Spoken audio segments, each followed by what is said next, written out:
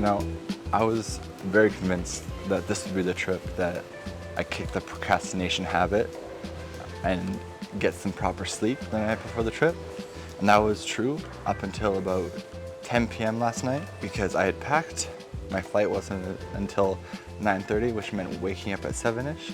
I was all good to go, but what I underestimated was the fact that it was my last night with the flatmates I had during the exchange. At around 10, we were in the kitchen kind of talking, and that talking went on until about 2 a.m. And then I had to do a little bit more cleaning until like 2:30, 3, and then only slept about 3:30. So yeah, so my nice 8 hours turned into 3 or 4, but I don't regret it. It was really nice having one last goodbye and one last talk with the friends I made.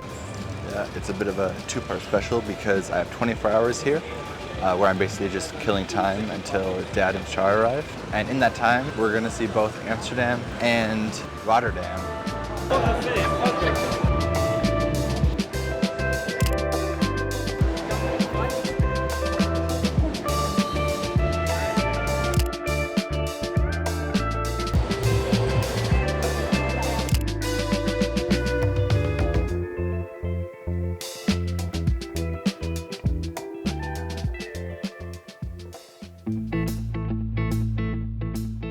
Those 3 hours of sleep really catching up to me because on the train to Rotterdam, I was just passing out completely against my will. And if you pass out, you can't really stop yourself from falling on the people around you, so I was struggling to not do that. But we're in Rotterdam.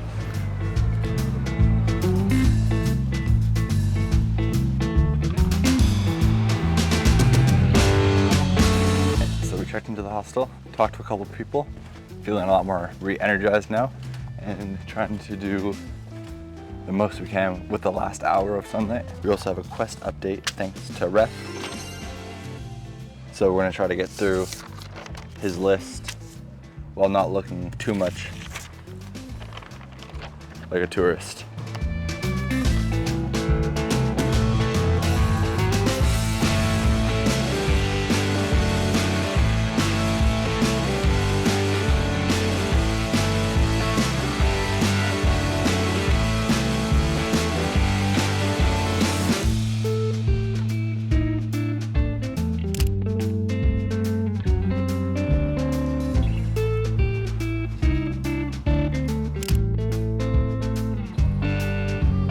Maybe not the most inspiring creative photo, but we're in the Netherlands. A picture of a windmill is just kind of appropriate.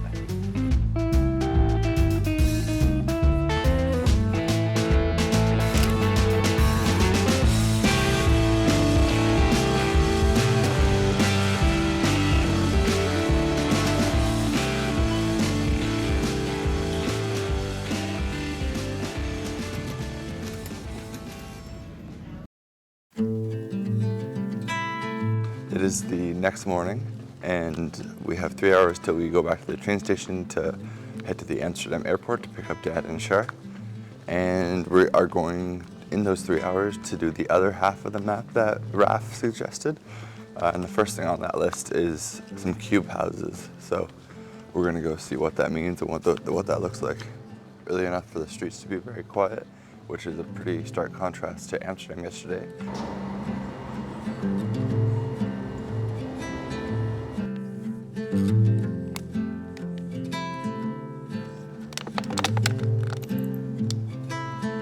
I'm not typically one to get McDonald's when you're in like a new country and exploring, but if it's the morning and everything else is closed, I think it's all right.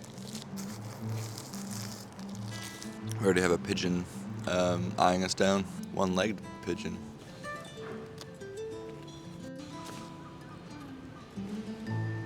I'm not too sure what the deal here is because that guy only has 1 foot. That one also only has 1 foot. And the one that's over there has a foot, but it's like in a ball. So I don't know what's going on here. I don't know if these guys are just attacking each other's feet all the time.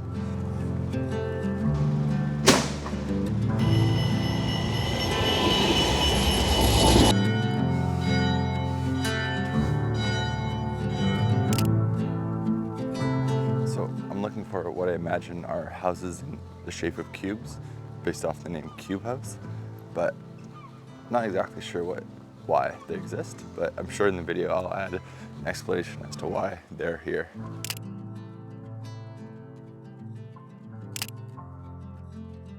So, cube houses are done. We've got a yellow bridge and a depot. The yellow bridge is living up to its name right now.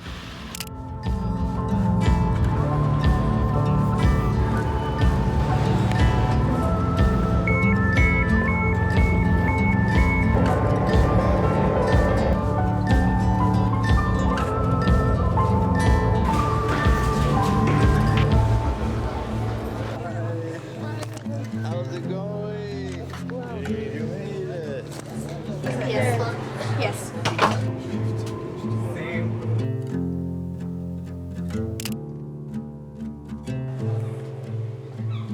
Okay, so picked up the family and they're in the hotel trying to fight their jet lag a little bit while I go and pick up my extra luggage that I had. As I was taking a picture of that truck, a drunk Dutch guy came up to me and we were talking for a little bit. And he was like, "You make a picture?" I was like, "Yeah." And then he was like, "For magazine?" I was like, "No." And I was like, "Not good enough, maybe one day." And he's like, "Maybe one day." And then like walked away. So, pick up a bag. Sweet, sounds good, thank you.